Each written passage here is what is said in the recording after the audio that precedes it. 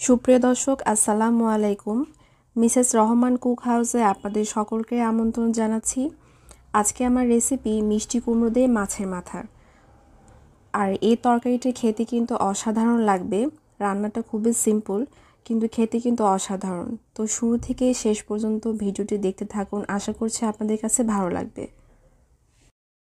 কড়াইয়ে তেলটা গরম হয়ে আসার পর এখানে আমি দিয়ে দিব মাছের মাথাগুলো।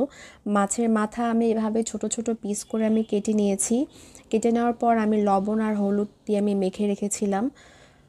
সেই মাছের মাথাটা তেলের ভিতরে একটু ভেজে নিব। আর এটা আমি খুব বেশি যে কড়া করে সেভাবে আমি ভাজবো না, হালকা একটু মাছের মাথাটা আমি ভেজে নিব। আর এখানে আমি সিলভার কাপ মাছ নিয়েছি। আপনারা যে কোনো আপনাদের পছন্দ মতো মাছ এখানে আপনারা নিতে পারেন।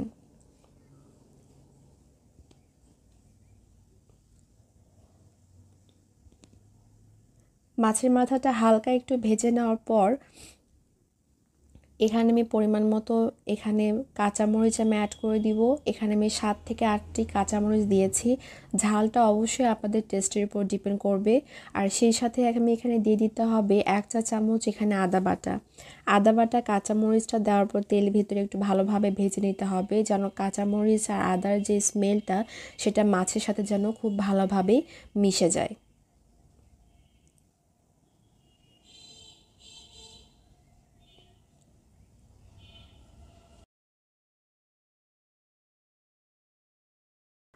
এখন আমি এখানে অ্যাড করে দিব 1 চা চামচ এখানে হলুদ গুঁড়ো, এবং সেই সাথে হালকা একটু কালারের জন্য আর ঝালের জন্য এখানে আমি দিয়ে দেবো 1 চা চামচ লাল মরিচ গুঁড়ো, এবং দিয়ে দিব স্বাদ মতো লবণ।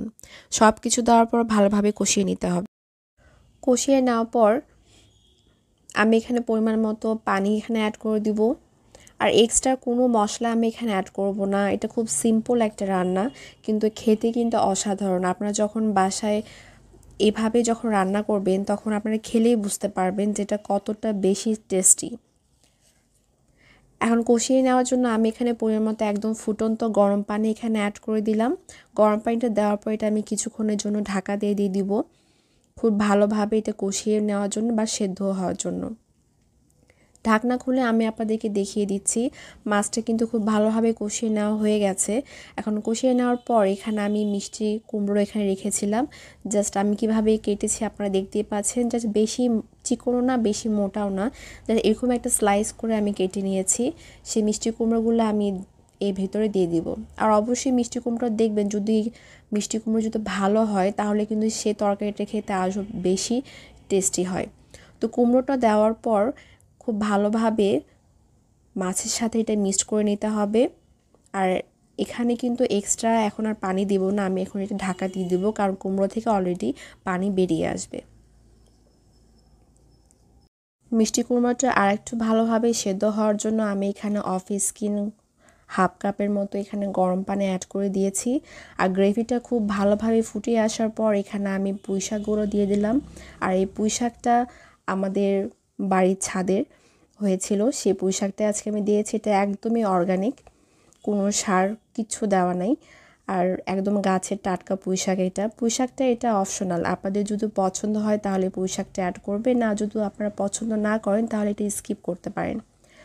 এখন খুব ভালোভাবে পুঁইশাকটা সেদ্ধ হয়ে আসার পর এখানে আমি একটা মশলা রেডি করেছিলাম। এখানে আমি 1 টেবিল চামচ ধনিয়া, 1 টেবিল চামচ জিরা, আর 5 থেকে 6টি এখানে আমি শুকনো মরিচ আমি এখানে একসাথে ভেজে আমি ব্লেন্ডারে ব্লেন্ড করে নিয়েছি। অবশ্যই চেষ্টা করবেন এই মশলাটা যখন মিষ্টি কুমড়ো রান্না করবেন তখন অ্যাড করা। এই মশলাটা কিন্তু টেস্টটা আরও দ্বিগুণ বাড়িয়ে দিবে, সেটা যখন আপনারা খাবেন তখনই বুঝতে পারবেন। আর ঠিক নামানোর আগে আমি এখানে দিয়ে দিলাম ধনিয়া পাতা। আর ধনিয়া পাতাটা দেওয়ার পর একটু হালকা একটু 2 মিনিটের মতো আমি একটু উল্টিয়ে পাল্টে নেব, আর বেশি যেখানে জাল করব না।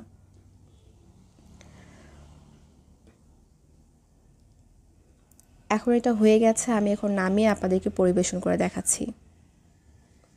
সুপ্রিয় দর্শক, মিষ্টি কুমড়ো দিয়ে মাছের মাথা তরকারি একদম কমপ্লিট। আপনারা দেখেই বুঝতে পারছেন এটা কতটা লোভনীয় লাগছে, আর খেতেও মাশাআল্লাহ অসাধারণ হয়েছে।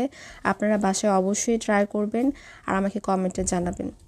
আর রেসিপিটা ভালো লাগে অবশ্যই লাইক, কমেন্ট, শেয়ার, সাবস্ক্রাইব করে আমাদের চ্যানেলের সাথেই থাকবেন। দেখা হবে নেক্সট কোনো ভিডিওতে নতুন কোনো রেসিপি নিয়ে। আল্লাহ হাফেজ।